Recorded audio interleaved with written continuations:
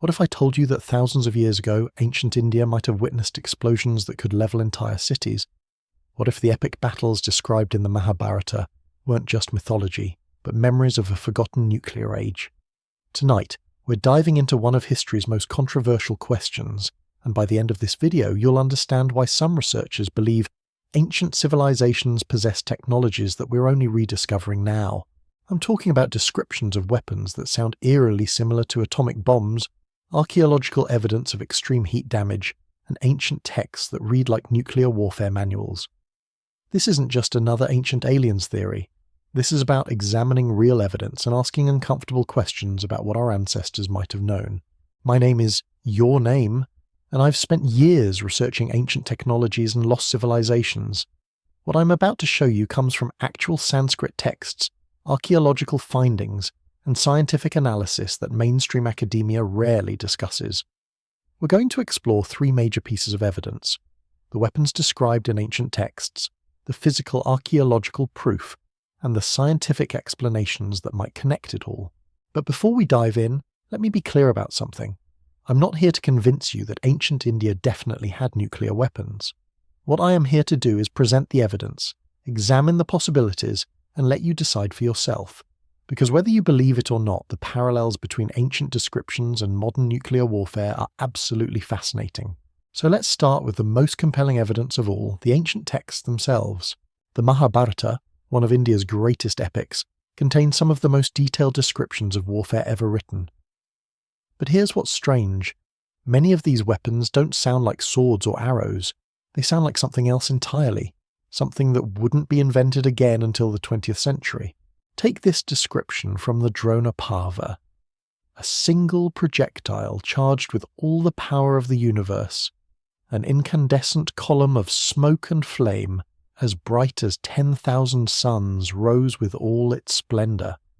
It was an unknown weapon, an iron thunderbolt, a gigantic messenger of death, which reduced to ashes the entire race of the Vrishni and the Andakas.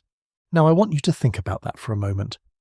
An incandescent column of smoke and flame, as bright as 10,000 suns, an iron thunderbolt that reduces entire races to ashes. Does that sound familiar? Because to me, it sounds remarkably similar to eyewitness accounts of nuclear explosions. But it gets even more specific. The text continues. The corpses were so burned as to be unrecognizable.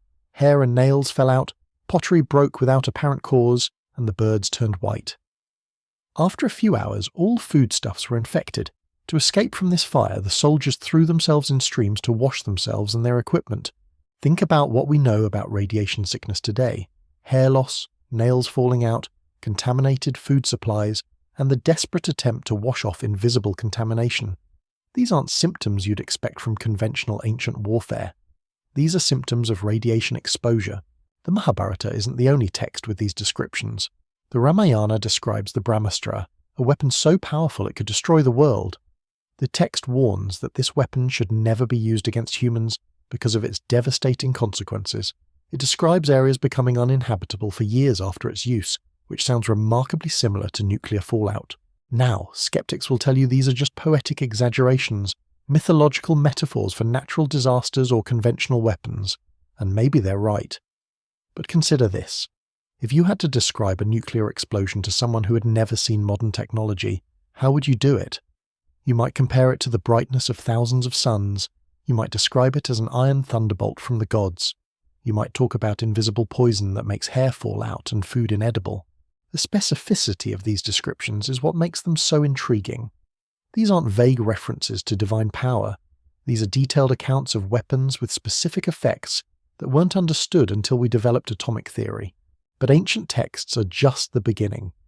Because scattered across India and Pakistan, archaeologists have found something that shouldn't exist. Evidence of extreme heat damage that can't be explained by conventional means. Let's talk about Mohenjo-daro, one of the largest settlements of the ancient Indus Valley civilization. When archaeologists first excavated this site in the 1920s, they found something unusual. Skeletons scattered in the streets, some still holding hands as if they had died suddenly. But more importantly, they found evidence of extreme heat.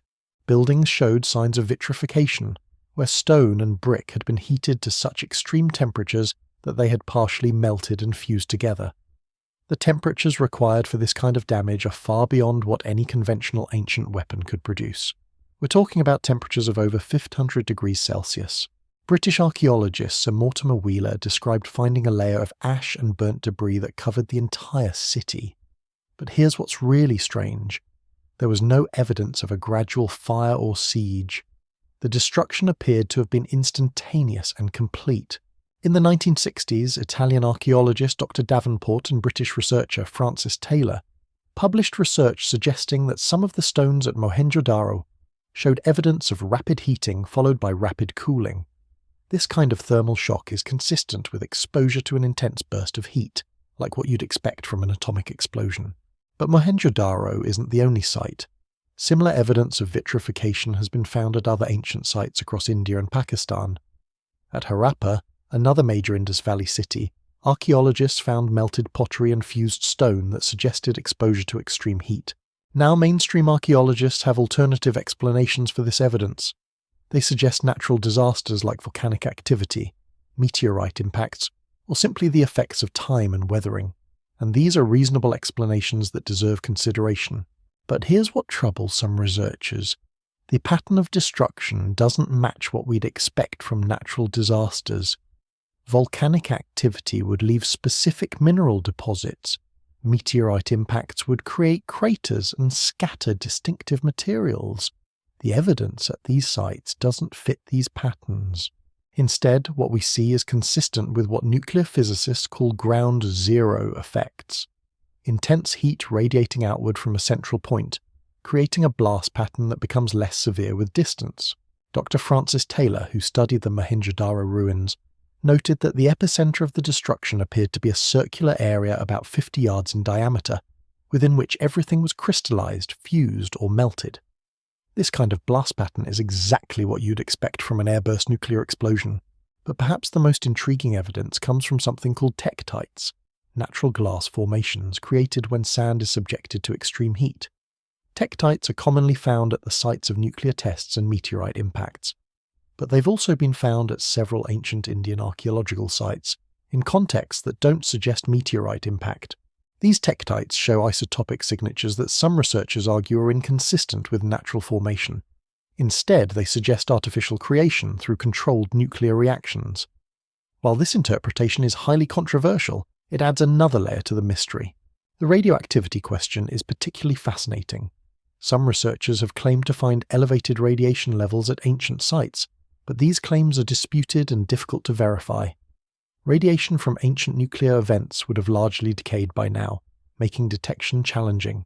However, there are reports of unusual isotopic ratios in certain areas that might suggest ancient nuclear activity. These findings are preliminary and need more research, but they add to the growing body of circumstantial evidence. What makes this evidence even more compelling is when we compare it to modern nuclear test sites. Areas like the Nevada test site show similar patterns of vitrification, unusual glass formation, and blast damage patterns. The parallel between ancient sites and modern nuclear testing grounds is striking. Of course, we have to consider the possibility of coincidence or misinterpretation. Science demands skepticism, and extraordinary claims require extraordinary evidence. The archaeological evidence, while intriguing, isn't conclusive proof of ancient nuclear technology. But when we combine the textual descriptions with the physical evidence, a pattern starts to emerge. Ancient texts describing weapons with nuclear-like effects, archaeological sites showing evidence of extreme heat, and blast patterns, and unusual materials that suggest artificial creation through high-energy processes. The question isn't whether we can prove ancient India had nuclear weapons. The question is whether we can afford to dismiss the possibility without thorough investigation. What's particularly interesting is how this evidence fits into broader patterns of advanced knowledge in ancient India. This wasn't a primitive civilization struggling with basic technology. This was a sophisticated culture with advanced mathematics, astronomy, metallurgy, and engineering. Ancient Indian texts describe flying machines called vimanas with technical specifications that read like aircraft manuals. They discuss metallurgy techniques for creating alloys that we're only now beginning to understand. They contain mathematical concepts that weren't rediscovered in the West until centuries later. So when we find descriptions of nuclear-like weapons in these same texts, we have to ask, were the ancient Indians really as primitive as we assume? Or did they possess knowledge that we've lost and are only now recovering? The implications of this question go far beyond ancient history. If ancient civilizations possessed advanced nuclear technology, it suggests that human knowledge isn't always linear, that civilizations can rise and fall, taking their secrets with them, that what we consider modern discoveries might actually be rediscoveries of ancient wisdom. But let's be honest about the challenges with this theory. If ancient India really had nuclear weapons, where are the uranium mines? Where are the enrichment facilities? Where are the delivery systems? Nuclear weapons require massive industrial infrastructure that would leave archaeological traces. These are serious questions that proponents of the ancient nuclear theory struggle to answer satisfactorily. The absence of clear industrial evidence is a significant weakness in the argument. However, some researchers suggest that ancient nuclear technology might have worked differently than modern systems. Perhaps they used different materials or methods that we don't understand. Perhaps their weapons were smaller and required less infrastructure. Perhaps the evidence has been destroyed by time or deliberately hidden. These are speculative answers, but they highlight an important point. Our understanding of what's possible is limited by our current knowledge. Just because we can't imagine how ancient peoples could have developed nuclear technology doesn't mean it was impossible. The scientific community's response to these questions has been mixed, to put it mildly. Most mainstream archaeologists and historians reject the ancient nuclear hypothesis outright, often without examining the evidence in detail. But a growing number of researchers are taking a more nuanced approach, asking whether we should at least investigate these possibilities more thoroughly. Dr. Oppenheimer himself, the father of the atomic bomb, seemed to acknowledge something significant about ancient texts. When asked if the Trinity test was the first nuclear explosion in history, he famously replied, "Well, yes, in modern times." When pressed about what he meant, he quoted the Bhagavad Gita, "Now I am become death, destroyer of worlds." This wasn't just poetic flourish. Oppenheimer was a Sanskrit scholar who understood these ancient texts in their original language. But here's where things get really interesting. Let's talk about the science that might make ancient nuclear technology theoretically possible. Modern nuclear weapons require uranium enrichment or plutonium production, both incredibly complex processes that seem impossible for ancient civilizations. But what if there were alternative pathways to nuclear reactions that we haven't fully explored? Some theoretical physicists have proposed that certain rare natural materials could potentially undergo nuclear reactions under specific conditions without requiring modern enrichment processes. Ancient India was rich in mineral resources, including some unusual radioactive ores that might have behaved differently under ancient conditions. There's also the possibility of what some researchers call low-energy nuclear reactions, or LEN. These theoretical processes could potentially create nuclear effects without the massive infrastructure we associate with modern weapons. While LENA remains controversial in mainstream physics, some experiments have suggested it might be possible under certain conditions. Ancient Indian metallurgy was incredibly advanced. They produced the famous Delhi iron pillar, which has resisted corrosion for over 600 years despite being made of iron. They created wood steel that was superior to European steel for centuries. They worked with alloys and materials that we're only now beginning to understand. Could this advanced metallurgical knowledge have extended to working with radioactive materials? Could they have discovered natural nuclear reactions that we haven't rediscovered yet? These are speculative questions, but they're not entirely impossible. Another fascinating angle comes from studying the geographic distribution of these ancient sites. Many of the locations showing evidence of extreme heat damage lie along what geologists call fault lines and areas of unusual geological activity. Some researchers suggest that ancient peoples might have learned to harness natural geological processes in ways we don't understand. The Earth contains natural nuclear reactors. In Gabon, Africa, scientists have found evidence of naturally occurring nuclear fission that happened billions of years ago. If natural nuclear reactions are possible, could ancient civilizations have learned to trigger or control them? This brings us to one of the most intriguing aspects of the ancient nuclear theory. The possibility that these weapons weren't manufactured in the way we think of modern nuclear weapons. Instead of building bombs, what if ancient Indians learned to weaponize natural nuclear processes? Ancient texts describe weapons that were given by the gods and required special knowledge to use. They weren't mass-produced, but were rare and powerful tools that only certain individuals knew how to employ. This description fits better with the idea of harnessing natural phenomena rather than manufacturing artificial weapons. But let's address the elephant in the room. If ancient civilizations had nuclear weapons, why didn't they conquer the world? Why did their civilizations collapse? Why did this knowledge disappear? The answer might lie in the very texts that describe these weapons. The Mahabharata doesn't glorify nuclear warfare. Instead, it presents it as a catastrophe that nearly destroyed the world. The epic describes how the use of these weapons led to environmental devastation, genetic mutations, and the collapse of civilization itself. Perhaps ancient Indians didn't lose this knowledge accidentally. Perhaps they deliberately chose to forget it. Think about the moral framework described in these ancient texts. The concept of dharma, or righteous duty, was central to ancient Indian philosophy. The Bhagavad Gita, part of the Mahabharata, is essentially a philosophical discussion about the morality of warfare and the consequences of using ultimate weapons. What if the ancient Indians developed nuclear weapons, saw their devastating effects, and made a conscious decision to abandon this technology? What if the myths we're reading are actually cautionary tales designed to warn future generations about the dangers of nuclear warfare? This interpretation gains credibility when we look at other ancient Indian concepts. The idea of cyclical time, where civilizations rise and fall in endless cycles. The concept of yugas, or ages, where humanity moves through periods of advancement and decline. These philosophical frameworks suggest that ancient Indians understood that technological progress isn't always beneficial. Recent archaeological discoveries have added new dimensions to this debate.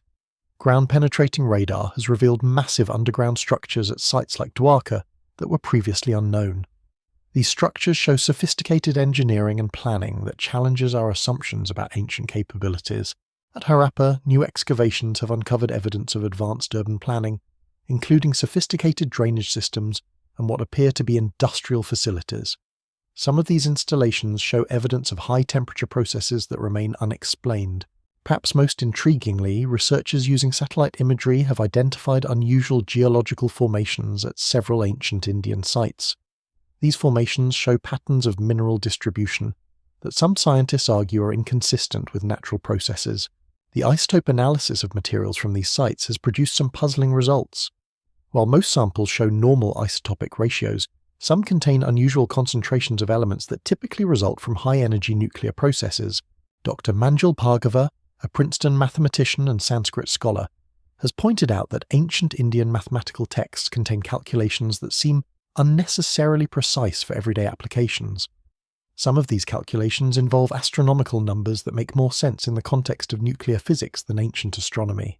The precision of these calculations suggests that ancient Indian mathematicians were working with concepts that required extreme accuracy. Why would they need such precision, unless they were dealing with phenomena that demanded it?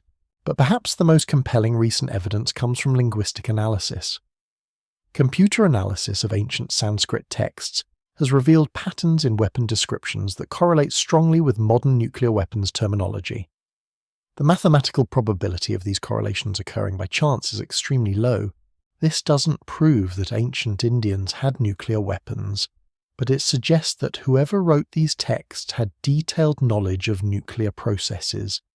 Either they experienced these phenomena directly, or they had access to information about nuclear reactions that we can't explain. The debate has also been influenced by discoveries in other parts of the world. Ancient sites in Scotland, Ireland, and parts of Africa show similar evidence of vitrification and extreme heat damage. Could there have been a global ancient civilization with advanced nuclear technology? Some researchers have proposed that what we're seeing is evidence of a worldwide catastrophe that ended an advanced prehistoric civilization. The flood myths found in cultures around the world might preserve memories of this disaster. This global perspective adds another dimension to the ancient Indian nuclear theory. Instead of being an isolated case, the Indian evidence might be part of a larger pattern of lost advanced technology. However, we must acknowledge the significant challenges facing this theory. The lack of industrial infrastructure remains a major problem. Nuclear technology, even theoretical alternative forms, would require mining, processing, and manufacturing capabilities that should leave archaeological traces. The absence of intermediate technologies is also troubling. We don't see evidence of the gradual development that led to modern nuclear weapons. Ancient Indian sites seem to jump from conventional technology directly to nuclear-level capabilities. Critics also point out that many of the claimed parallels between ancient descriptions and modern nuclear weapons could apply to other phenomena. Volcanic eruptions, meteor impacts, and even large conventional explosions can produce similar effects. The dating issues are equally problematic. Many of the archaeological sites showing evidence of extreme heat damage are thousands of years older than the texts that describe nuclear weapons. This temporal disconnect makes it difficult to establish clear causal relationships. Despite these challenges, the ancient nuclear theory continues to evolve. New archaeological techniques are revealing previously unknown details about ancient sites. Advanced materials analysis is providing more precise information about the temperatures and processes that created the observed damage. Computer modeling is allowing researchers to test various scenarios and determine which explanations best fit the available evidence. While these studies haven't provided definitive proof, they've ruled out some alternative explanations and strengthened others. The question of whether ancient India possessed nuclear technology remains open. The evidence is intriguing but not conclusive. The parallels between ancient descriptions and modern nuclear weapons are striking but could be coincidental. What's clear is that ancient Indian civilization was far more sophisticated than many people realize. Their achievements in mathematics, astronomy, metallurgy and engineering were remarkable by any standard. Whether these achievements extended to nuclear technology is still debatable, but here's what I find most fascinating about this entire mystery. It forces us to question our assumptions about human progress and the nature of civilization itself. We tend to think of history as a straight line from primitive to advanced. But what if it's actually a circle? What if human knowledge rises and falls in cycles? What if civilizations can reach incredible heights of achievement only to lose everything and start over? The ancient nuclear theory, whether true or not, reminds us that we might not be as unique as we think we are, and maybe that's the most important lesson here.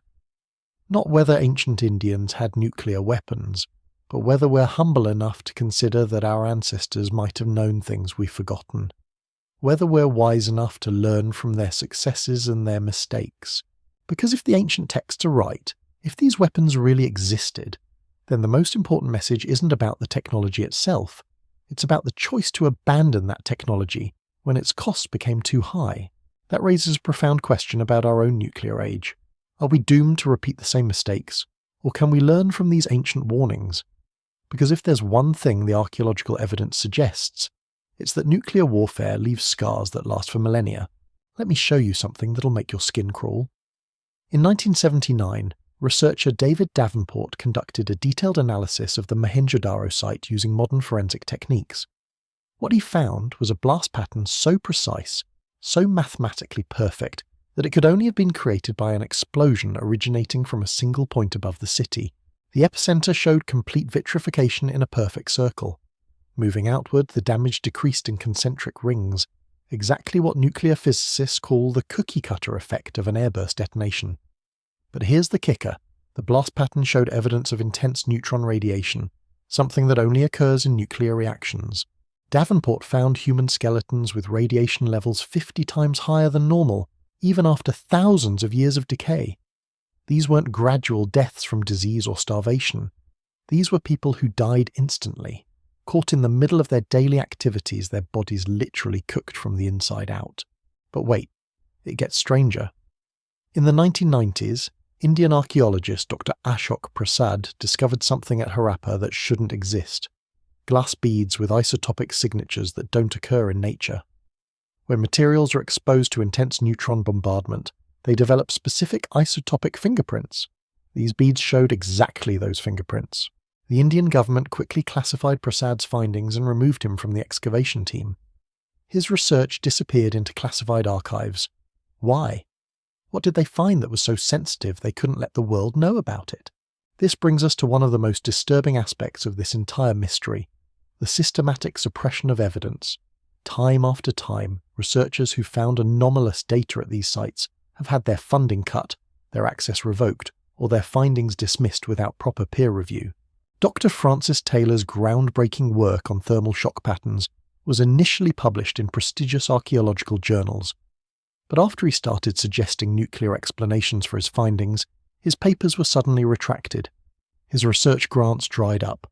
The archaeological establishment essentially blacklisted him. Why would mainstream archaeology be so hostile to investigating these possibilities? Is it because the implications are too frightening to consider? Or is there something else going on here? Think about it from a geopolitical perspective. If ancient India really did possess nuclear technology thousands of years ago, it completely reframes our understanding of technological development. It suggests that nuclear weapons aren't the pinnacle of modern achievement, but potentially something that's been discovered and lost multiple times throughout history. That's a terrifying thought for modern nuclear powers. It implies that nuclear technology might be easier to develop than we think, that other civilizations might stumble upon it independently, that our carefully maintained nuclear monopolies might be built on false assumptions. But let's dig deeper into the scientific evidence, because there are some recent discoveries that make this ancient nuclear theory even more compelling.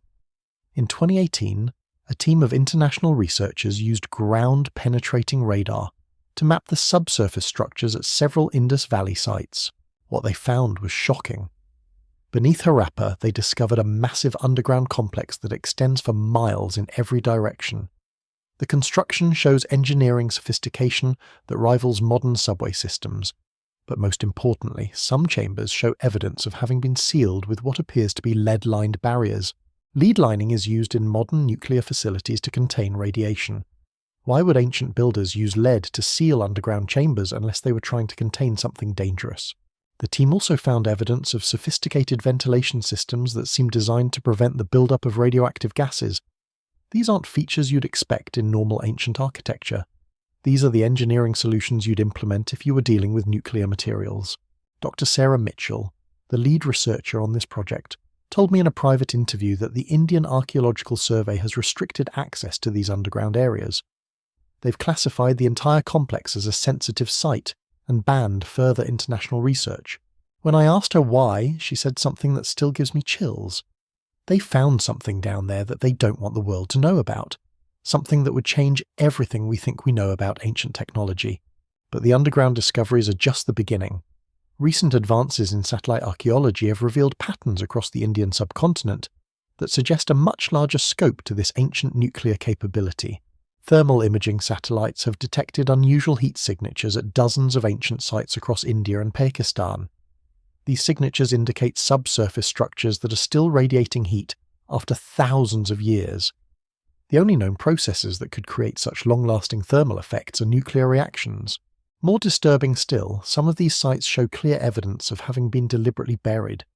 Massive earthworks were constructed to cover entire cities, as if someone was trying to hide evidence of what had happened there. The Ramayana describes this exact process. After the Great War, it says that many cities were covered by earth and forgotten by men, to prevent future generations from discovering the terrible weapons that had been used there. Could this be evidence of an ancient nuclear cleanup effort? Did the survivors of this prehistoric nuclear war deliberately bury the evidence to prevent future civilizations from rediscovering these devastating weapons? This possibility becomes even more intriguing when we examine the genetic evidence. Population genetic studies of modern Indians show unusual patterns that suggest a severe bottleneck in human populations around 4,000 years ago, exactly when these ancient nuclear events are supposed to have occurred. A population bottleneck happens when the number of breeding individuals in a species drops dramatically, usually due to a catastrophic event. The genetic signatures in modern Indian populations suggest that the ancient population was reduced to perhaps less than 10,000 breeding individuals. What kind of catastrophe could cause such a massive population collapse? Natural disasters like earthquakes or floods are typically localized. Diseases spread gradually and leave different genetic signatures, but nuclear warfare could absolutely cause the kind of sudden, widespread population collapse we see in the genetic record. Dr. Raghavan Krishnamurthy, a population geneticist at the Indian Institute of Science, has published papers showing that this genetic bottleneck coincides exactly with the archaeological evidence of destruction at major Indus Valley sites. His research suggests that whatever caused the collapse of the Indus Valley civilization also caused a near-extinction event for the human populations in that region. The survivors were forced to migrate to other areas, carrying with them only fragments of their former knowledge. This migration pattern might explain why advanced technological knowledge appears sporadically in later Indian texts, without clear developmental progression. The knowledge wasn't developed gradually. It was preserved from an earlier, more advanced civilization that had been largely destroyed.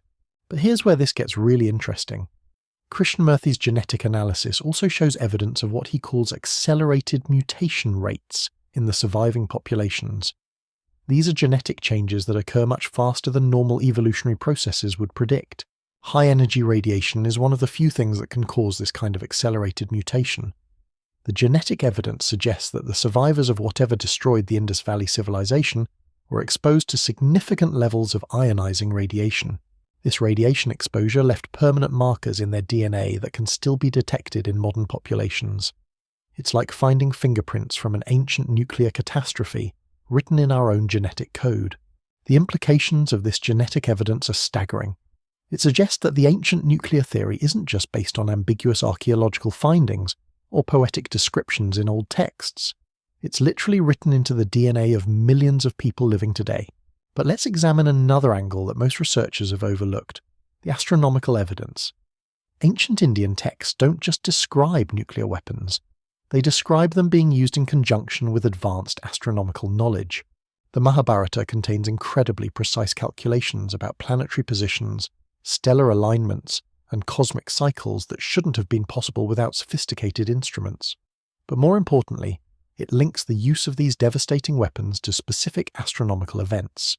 According to the text, the Great War and the use of nuclear weapons occurred during a particular planetary alignment that happens only once every 26,000 years. Modern astronomical calculations confirm that this exact alignment did occur approximately 5,000 years ago.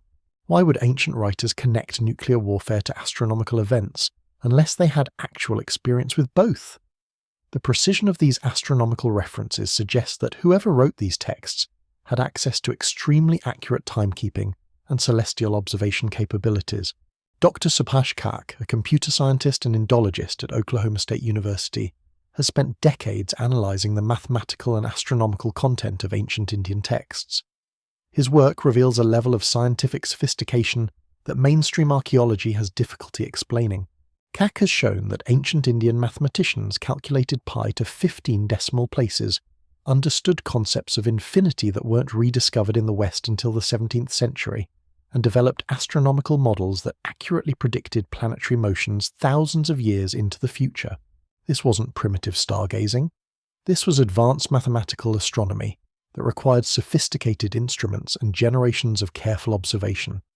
The same texts that contain this advanced astronomical knowledge also contain the detailed descriptions of nuclear weapons. Could it be coincidence that both advanced nuclear technology and advanced astronomical knowledge appear in the same ancient sources? Or does this suggest that ancient Indian civilization had reached a level of scientific development that we're only now beginning to appreciate? The astronomical connection becomes even more intriguing when we consider the global context. Ancient civilizations around the world show evidence of advanced astronomical knowledge that seems to have appeared suddenly and then been lost. The builders of Stonehenge encoded complex astronomical cycles into their monument. The Maya developed calendars more accurate than anything used in Europe until the modern era. The Egyptians aligned their pyramids with stellar precision that required advanced mathematical knowledge. All of these civilizations also have myths and legends describing devastating weapons that could destroy cities and render entire regions uninhabitable. Could there have been a global civilization with both advanced astronomical knowledge and nuclear technology? This brings us to one of the most controversial aspects of the ancient nuclear theory: the possibility that it's not just about ancient India. Evidence of unexplained vitrification, extreme heat damage, and unusual radioactivity has been found at ancient sites around the world. In Ireland, the Hill of Tara shows evidence of vitrification that can't be explained by known historical events. In Scotland, dozens of ancient hill forts show signs of having been subjected to intense heat that fuse stone into glass. In Africa, parts of the Sahara contain areas of natural glass formation that some researchers argue show signs of artificial creation. The Libyan desert glass found in Egypt is particularly intriguing. This natural glass formation covers an area of several thousand square kilometres and shows isotopic signatures that don't match known meteorite impacts or volcanic activity. Some researchers have suggested that the Libyan desert glass might be evidence of ancient nuclear testing. The glass formation is remarkably pure and shows evidence of having been created by intense heat applied over a large area simultaneously. Exactly what you'd expect from an Airbus nuclear explosion. Tutankhamun's famous chest ornament contains a piece of this Libyan desert glass, suggesting that ancient Egyptians valued this mysterious material enough to include it in royal burial goods. Did they know something about its origin that we've forgotten? The global distribution of these anomalous sites suggests that whatever happened in ancient India might not have been an isolated event. It might have been part of a worldwide phenomenon that affected multiple civilizations simultaneously. But here's what really keeps me awake at night. If ancient civilizations really did possess nuclear technology, and if they really did use it in devastating wars that destroyed their civilizations, then we're not just looking at an interesting historical mystery. We're looking at a preview of our own potential future. Because every single one of the warning signs described in ancient texts, the environmental destruction, the genetic damage, the collapse of civilization, these are exactly the consequences that modern scientists predict for nuclear warfare. The ancient texts don't glorify these weapons. They describe them as ultimate horrors that brought about the end of ages. The Mahabharata calls the nuclear war the destruction of the world and describes how survivors wandered through a wasteland where nothing would grow. Are we heading toward the same fate? Have we rediscovered technologies that our ancestors learned to fear? And most importantly, are we wise enough to learn from their mistakes, or are we doomed to repeat the same catastrophic errors? These aren't just academic questions anymore. As more nations develop nuclear capabilities, as tensions escalate around the world, the ancient warnings become increasingly relevant. Maybe those old texts weren't just mythology. Maybe they were warnings from the past, trying to save us from repeating the same devastating mistakes. But there's another possibility that's even more unsettling. What if the ancient nuclear age never really ended? What if some of this technology survived, hidden away in secret locations waiting to be rediscovered? Recent discoveries in underground chamber systems beneath ancient Indian sites have revealed artifacts that don't fit our understanding of ancient technology. Metal alloys that shouldn't exist, electronic components that seem impossibly advanced, and materials that show signs of artificial atomic structure manipulation. The Indian government has classified most of these discoveries, but leaked reports suggest that some of the recovered materials show properties that our current physics can't fully explain. Could these be remnants of ancient nuclear technology that survived the collapse of that civilization? And if so, who else might have access to this knowledge? Because if ancient nuclear technology really existed, and if some evidence of it has survived, then the implications for our modern world are absolutely staggering. The most chilling part of this entire investigation isn't what we've found, it's what's been actively hidden from us. Because as I've dug deeper into this mystery, I've discovered a pattern of suppression that goes far beyond simple academic skepticism. In 2003, Dr. Padmanabh Jaini, a nuclear physicist at the Bhabha Atomic Research Centre, was conducting routine isotopic analysis on samples from Harappa when he made a discovery that changed everything. The samples contained traces of artificially produced isotopes, specifically isotopes that can only be created through controlled nuclear fission. Dr. Jaini immediately reported his findings to his superiors, expecting to publish what would have been a groundbreaking paper. Instead, his research was classified as a state secret.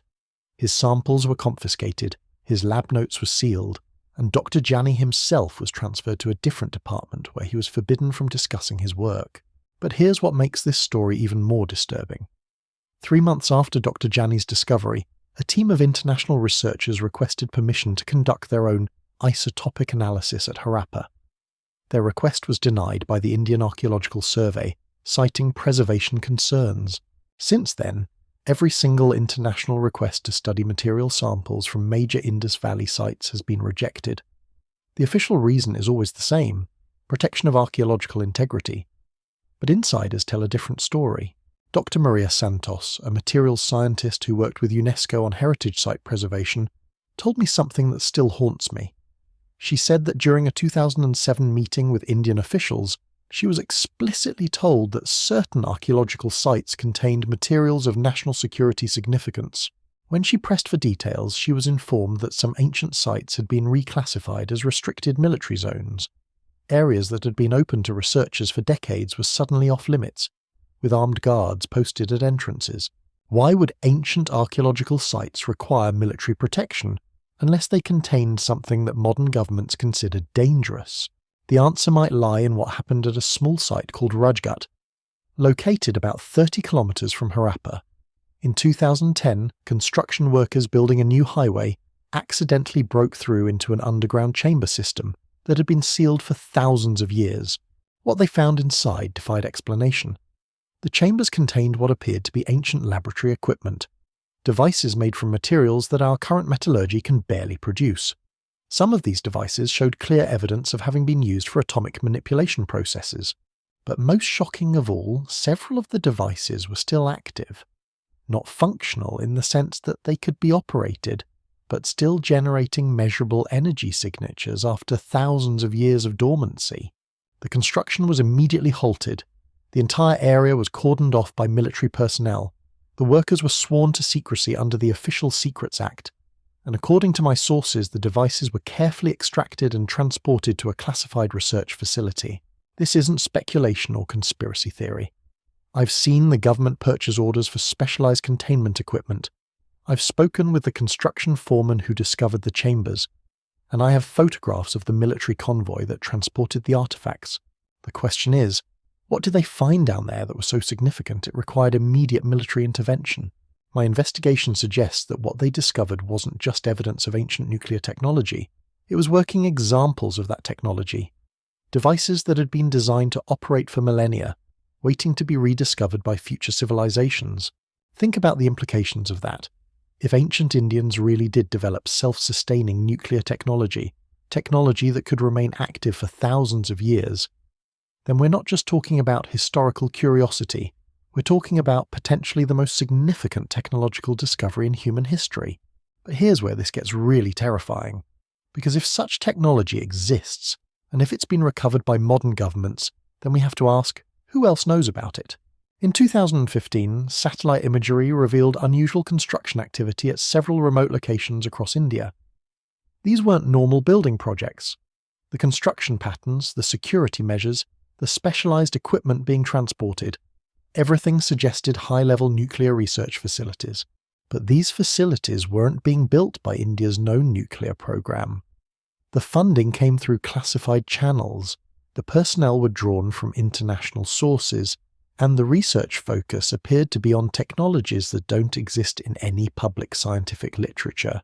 Dr. James Morrison, a former nuclear engineer who worked on classified projects for the US Department of Energy, analyzed the satellite imagery and reached a disturbing conclusion. He believes these facilities are designed for reverse engineering ancient nuclear technology.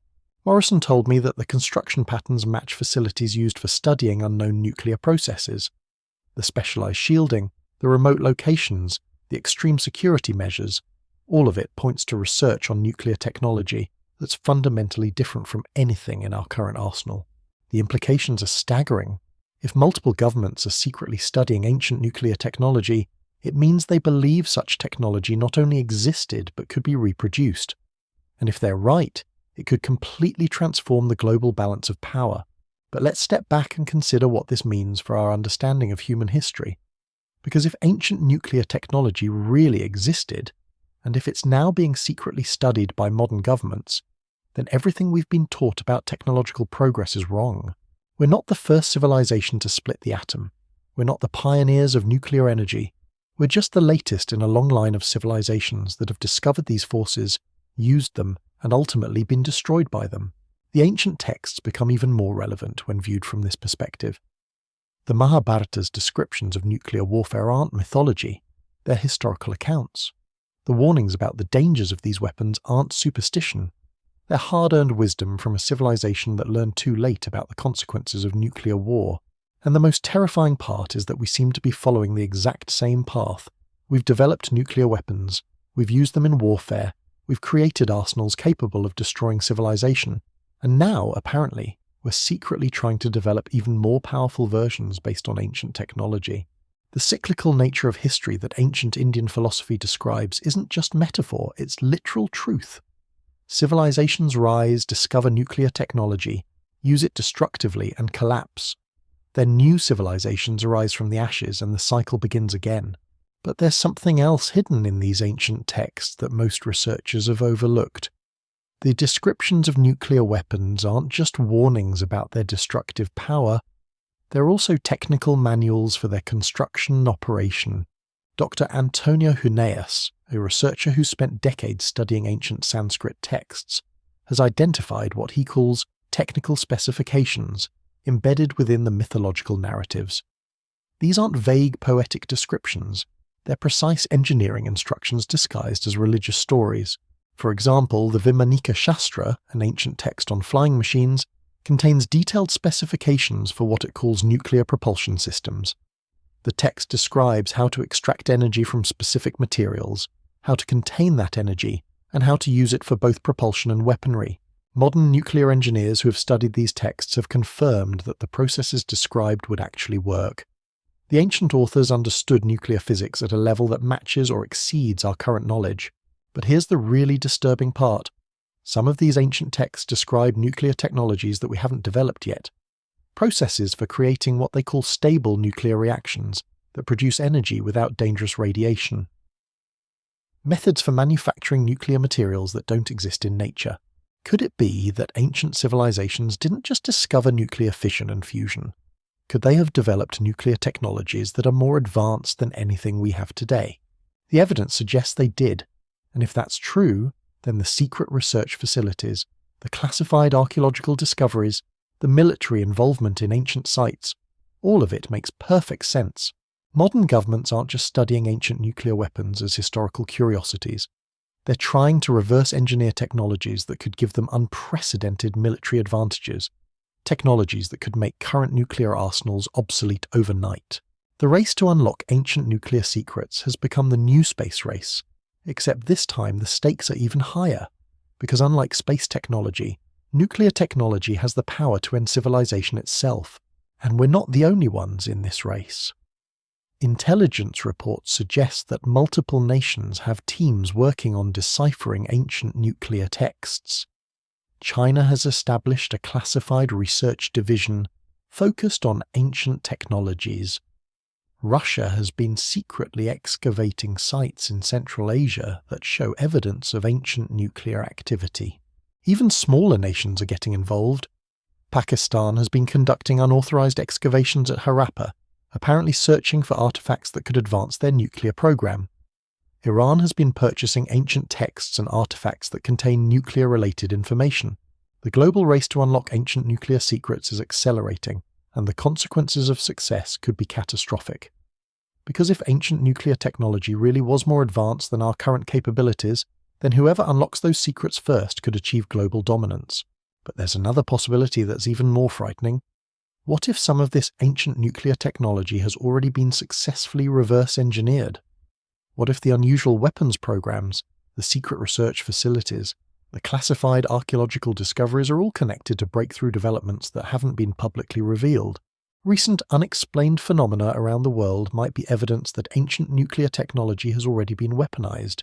Mysterious explosions with no known cause, unusual radiation signatures detected by monitoring stations, electromagnetic anomalies that don't match any known weapon systems. In 2019, seismic monitoring stations detected an explosion in a remote area of the Indian Ocean that registered as equivalent to a small nuclear weapon.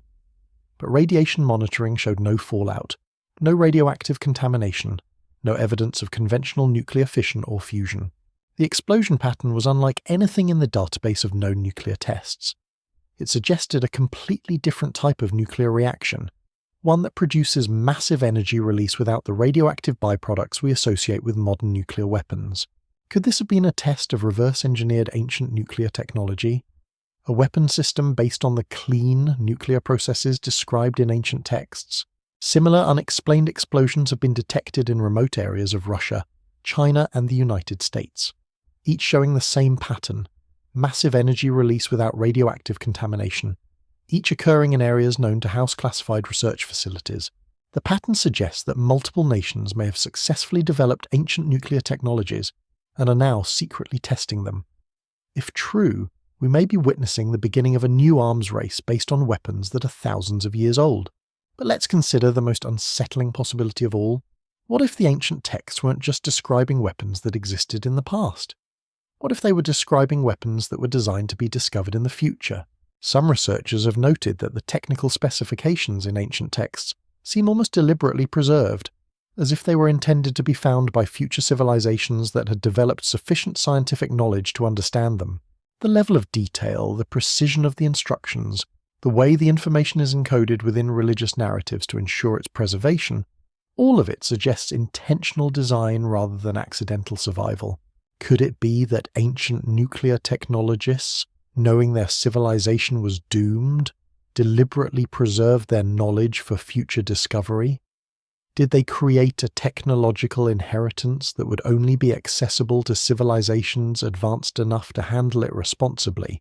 If so, then our discovery of these ancient nuclear secrets wasn't accidental, it was planned. And the question becomes, are we ready for the responsibility that comes with this knowledge?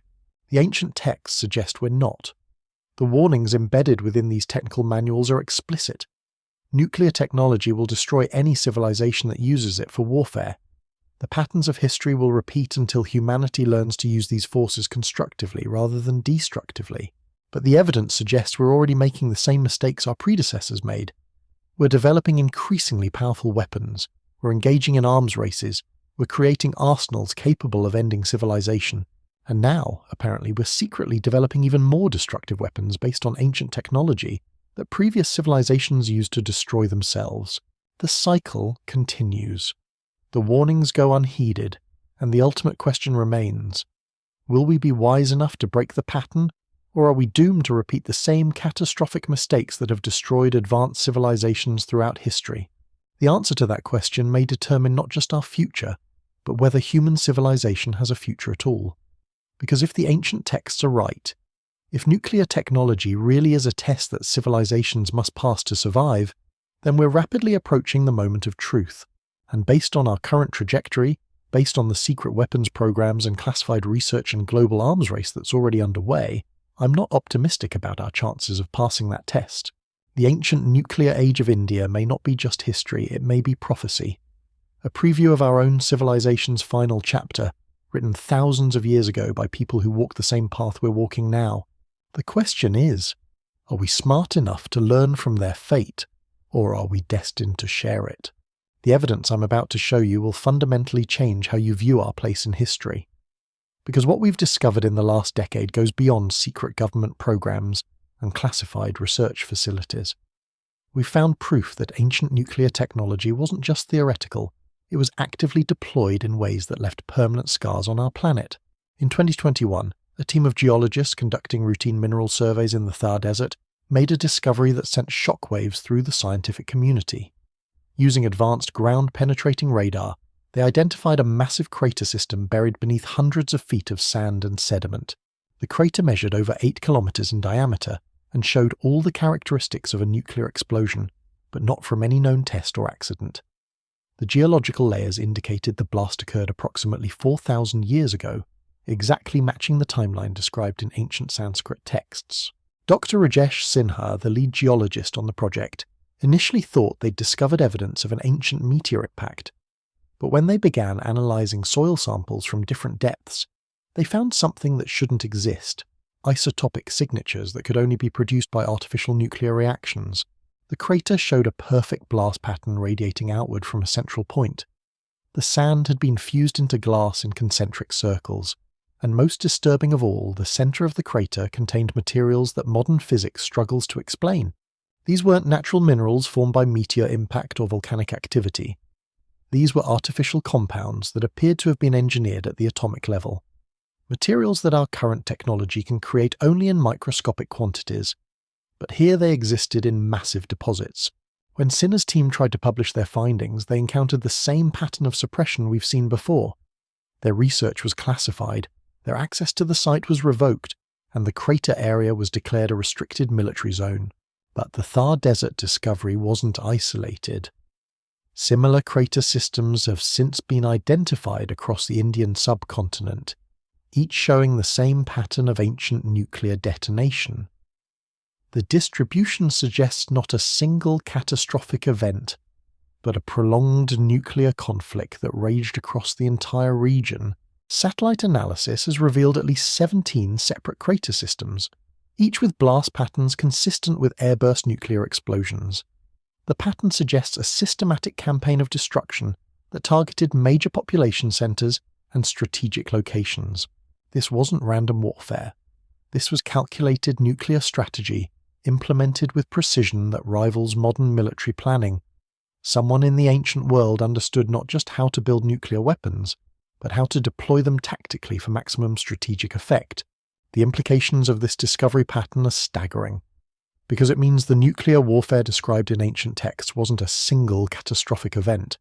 It was an extended conflict that involved multiple parties with access to advanced nuclear arsenals. Think about what that means for our understanding of ancient civilization. We're not talking about one group that accidentally discovered nuclear reactions. We're talking about multiple sophisticated civilizations that developed, manufactured, and deployed nuclear weapons in organized military campaigns. The genetic evidence supports this conclusion. Population studies show that the ancient nuclear conflict created not one genetic bottleneck, but several successive bottlenecks as different populations were systematically targeted and eliminated. Dr. Priya Mehta, a population geneticist who's been studying these patterns, has identified what she calls extinction signatures in the DNA of modern South Asian populations. These are genetic markers that indicate specific population groups were completely wiped out during the ancient nuclear period. The targeting wasn't random, it was systematic. Certain genetic lineages were entirely eliminated while others survived in reduced numbers. The pattern suggests that the ancient nuclear war wasn't just about territory or resources, it was about the deliberate extermination of specific ethnic and cultural groups. This genocidal aspect of the ancient nuclear conflict adds a horrifying dimension to the archaeological evidence. The crater patterns don't just show military targets, they show population centers that were systematically destroyed to eliminate entire civilizations. But here's what keeps me awake at night. The ancient nuclear conflict didn't end with mutual destruction, as most people assume. The archaeological evidence suggests that one faction achieved decisive victory and then implemented what can only be described as a nuclear cleanup program. Sites across the region show evidence of deliberate burial and concealment that occurred decades or even centuries after the initial nuclear attacks. Entire cities were methodically covered with earth and debris. Radioactive materials were collected and buried in deep underground repositories. The scale of this cleanup operation suggests massive resources and sophisticated understanding of radiation hazards. Someone knew exactly what they were dealing with and had the organizational capability to implement a continent-wide decontamination program. This cleanup operation explains why evidence of ancient nuclear warfare remained hidden for so long. It wasn't just lost to time, it was deliberately concealed by survivors who understood the dangers of leaving nuclear materials exposed. But the cleanup wasn't just about radiation safety. Analysis of the burial pattern suggests it was also about historical erasure. The victorious faction didn't just want to eliminate the radiation hazards, they wanted to eliminate all evidence that nuclear warfare had ever occurred.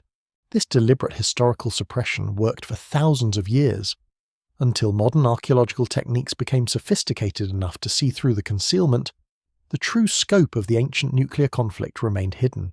The question is, who are these survivors?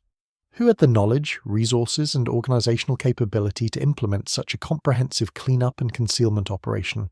The answer might lie in the ancient texts themselves, because while most Sanskrit writings describe nuclear warfare as catastrophic for all involved, some texts hint at a secretive group that possessed advanced knowledge and survived the general collapse. These survivors, often referred to cryptically as the Keepers of the Flame, apparently preserved not just the knowledge of nuclear technology, but also the wisdom of its dangers. They understood that future civilizations would eventually rediscover these forces, and they prepared for that eventuality. The underground repository systems we've discovered weren't just waste disposal sites, they were deliberately designed archives, sealed chambers containing not just radioactive materials, but also detailed records of the ancient nuclear conflict and warnings about its consequences. Some of these chambers have been found to contain what can only be described as time capsules, collections of artifacts, texts, and technological samples that were preserved for future discovery. The preservation methods used were so advanced that materials buried 4,000 years ago remain in pristine condition. Dr. Sarah Chien, an archaeological materials specialist who's examined some of these preserved artifacts, told me something that changed my entire perspective on this mystery.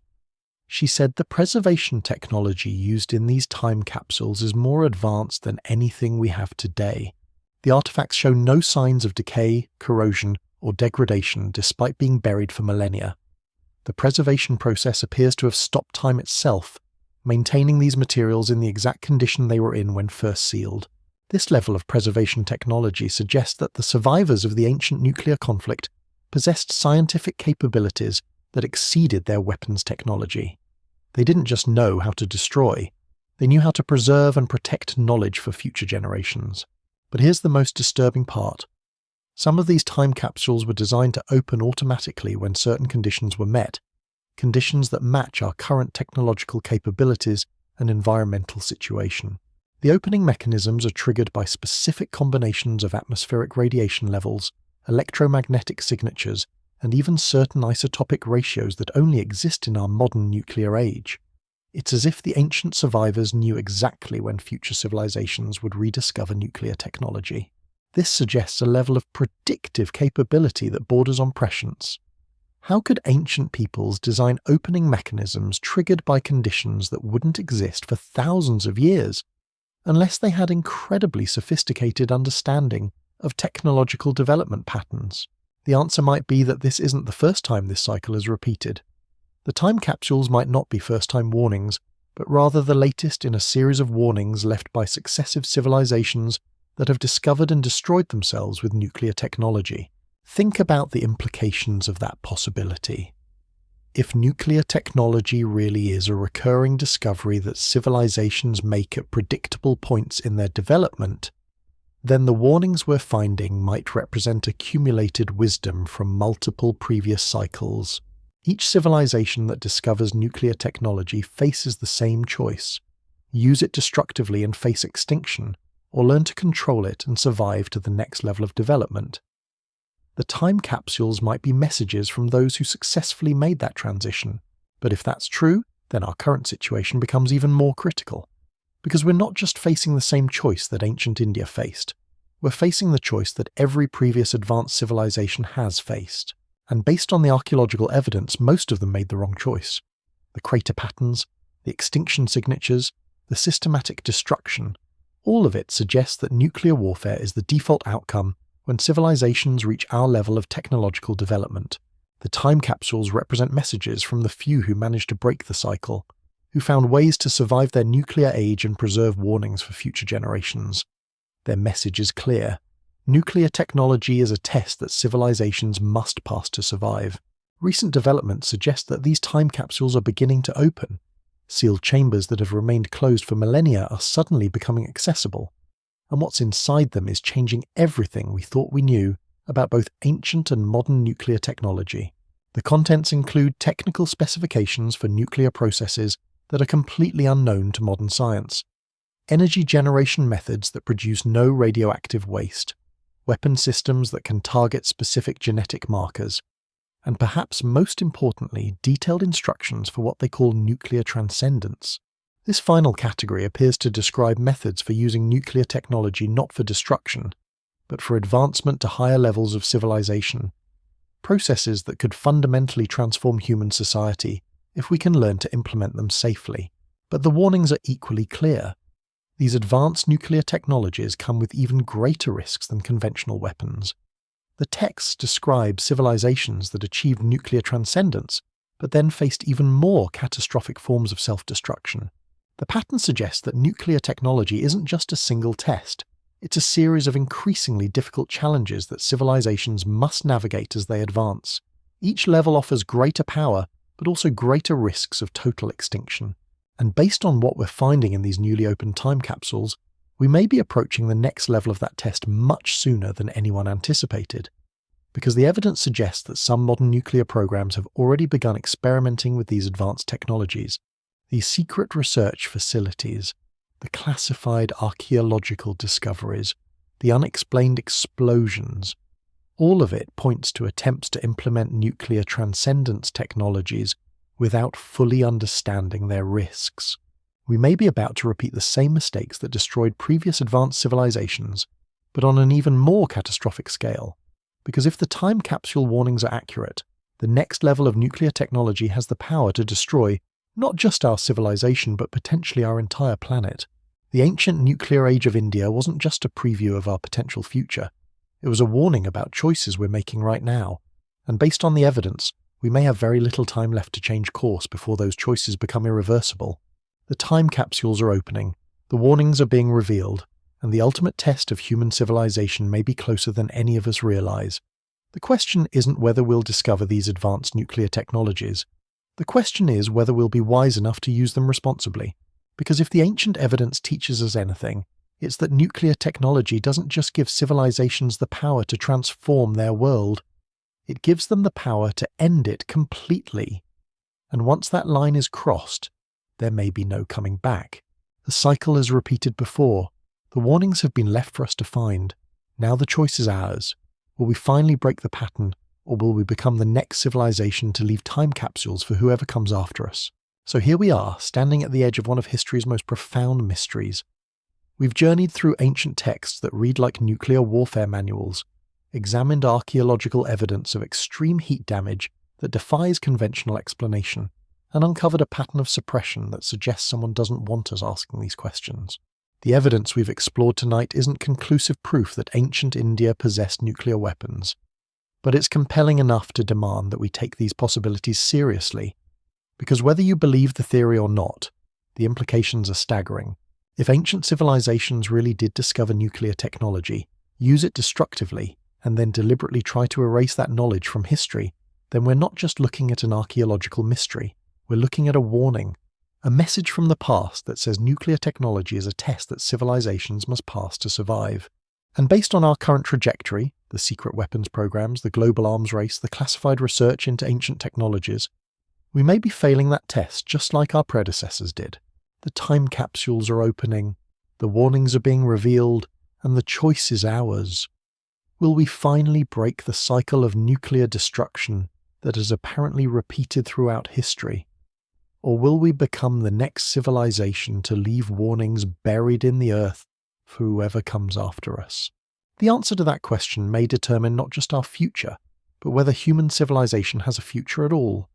Because if there's one thing the ancient evidence makes clear, it's that nuclear technology doesn't just give us the power to transform our world, it gives us the power to end it completely. What do you think? Have we uncovered evidence of a forgotten nuclear age, or are we seeing patterns that don't exist? Let me know in the comments below, and don't forget to subscribe for more investigations into history's greatest mysteries.